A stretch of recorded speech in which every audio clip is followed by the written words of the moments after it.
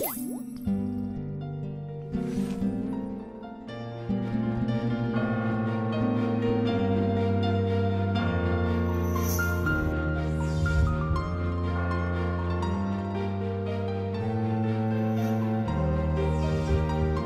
selamat pagi buat kita semua, Bapak, Ibu, dan saudara-saudara.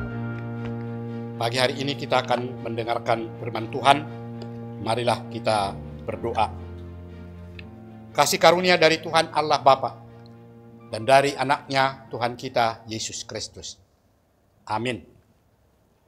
Firman Tuhan yang menjadi renungan kita di pagi hari ini tertulis dalam Injil Yohanes pasal 1 ayat 29. Demikian dikatakan. Pada keesokan harinya, Yohanes melihat Yesus datang kepadanya, dan ia berkata, "Lihatlah anak domba Allah yang menghapus dosa dunia." Demikian firman Tuhan.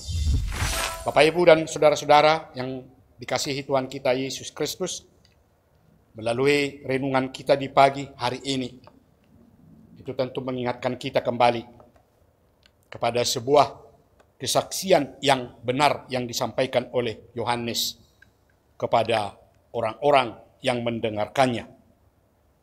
Di mana pada saat itu mereka mengutus imam dan orang-orang Lewi untuk bertanya kepada Yohanes tentang identitasnya.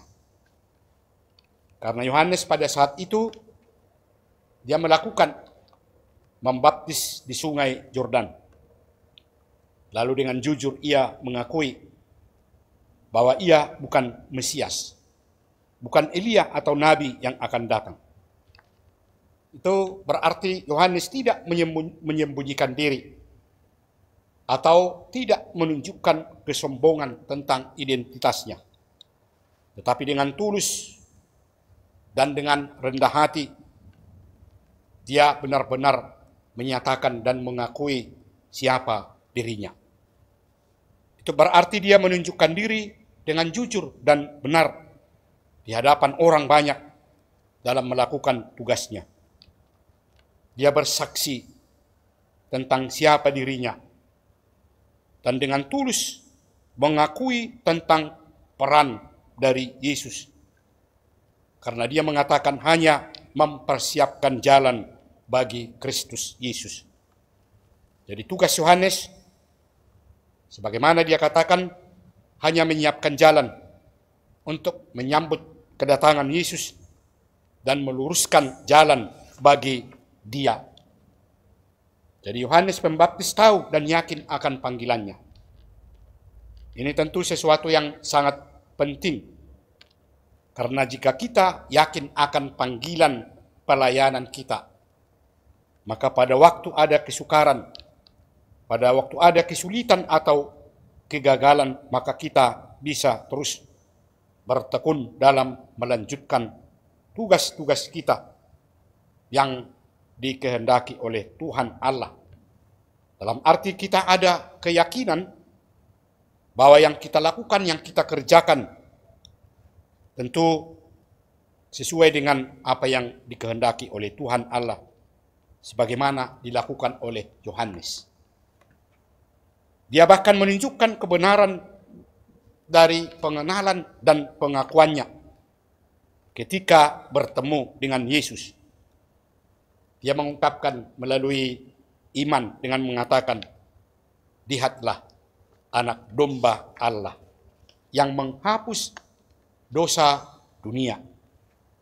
Jadi istilah anak domba Allah dikaitkan dengan dosa dan dunia. Hal ini memberikan pengertian bahwa Kristus sebagai kurban berasal dari dan disediakan oleh Tuhan Allah sendiri. Tujuan pengorbanan dari Kristus adalah untuk menghapus dosa manusia, dan lingkup penebusannya tidak terbatas kepada umat manusia pada masa kehidupan Yesus ketika berada di hadapan umat manusia pada saat itu, melainkan kepada seluruh umat manusia yang ada di tengah-tengah dunia ini, jika memang benar-benar mau menerima dan percaya kepadanya. Yang tentu kita adalah bagian dari umat manusia yang telah dibebaskan dari dosa, yang telah diperjuangkan oleh Tuhan Allah melalui pertolongan dan penyertaannya dalam kehidupan kita, dalam menghadapi apapun yang kita alami di tengah-tengah dunia ini. Sehingga perbuatan dari Yesus itu menjadi sukacita yang besar dalam hidup kita manusia. Karena kita sudah diperjuangkan untuk lepas dari ikatan dosa. Yang tentu kita harus mensyukuri betapa besarnya kasih karunia-Nya dalam kehidupan kita, agar tetap mau mengikuti apa yang dikehendaki oleh Tuhan Allah dalam kehidupan kita. Kiranya kita tetap dalam kekuatan dan dapat tetap menunjukkan serta mempertahankan bahwa hanya Tuhanlah yang menjadi sumber kehidupan dan penolong kita di dalam menjalani kehidupan kita setiap hari. Amin. Marilah kita berdoa. Ya Tuhan Allah Bapa kami yang kami sembah di dalam nama anak-Mu Tuhan kami Yesus Kristus. Di pagi hari ini kami datang ke hadapan-Mu untuk mengucap syukur dan terima kasih atas semua perbuatan Tuhan yang selalu menyertai, memberikan yang terbaik dalam kehidupan kami hingga pada saat ini. Ya Tuhan, kami hadir di hadapan-Mu bersekutu dengan Engkau melalui firman-Mu yang telah kami dengar. Kiranya Tuhan kuatkan kami, agar kami yang sudah merasakan betapa besar perbuatan-Mu, agar kami mau untuk taat dan tetap mengakui Engkau dalam kehidupan kami setiap hari. Karena hanya melalui Engkau-lah ya Tuhan, kami dapat meraih apa yang kami inginkan, apa yang kami harapkan dalam hidup kami ini. Kuatkan kami ya Tuhan, melalui penyertaan-Mu sajalah kami akan dapat melakukan apapun yang kami kerjakan dalam kehidupan kami ini. Oleh karena itulah kami selalu memohon kepadamu agar seluruh anggota jemaat-Mu dimanapun berada pada saat ini dalam melakukan pekerjaannya, Tuhan hadir, menyertai, melindungi, memberikan kekuatan, supaya mereka yang melakukan pekerjaannya dapat merasakan hanya karena pertolongan-Mu sajalah. Dan melalui pekerjaan itu juga semua anggota jemaat-Mu dapat memperoleh sukacita melalui berkat yang Tuhan berikan. Terima kasih Tuhan. Di pagi hari ini kami juga berdoa buat seluruh anak-anak kami dimanapun mereka berada. Tuhan sertai lindungi dalam melakukan pekerjaannya. Dan juga para anak-anak kami pada saat mereka berpengharapan dengan apa yang lebih baik dalam hidupnya Tuhan berikan, supaya para anak-anak kami dapat bersukacita dalam menjalani kehidupan setiap hari. Khususnya pagi hari ini kami berdoa juga buat seluruh anggota jemaat-Mu yang pada saat ini dalam keadaan sakit.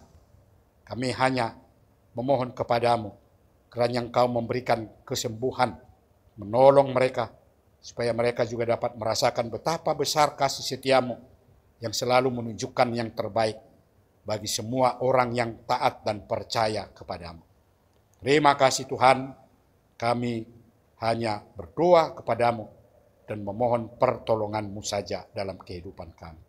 Inilah doa kami yang kami sampaikan kepadamu di dalam nama anak-Mu, Tuhan kami, Yesus Kristus. Amin. Anugerah dari Tuhan kita Yesus Kristus, kasih setia Allah Bapa, dan persekutuan Roh Kudus, itulah yang menyertai saudara-saudara semuanya. Amin. Bapak, Ibu, dan saudara-saudara, kiranya pagi hari ini kita dalam lindungan Tuhan dan diberikan kekuatan untuk menyertai kita semuanya. Shalom, selamat pagi.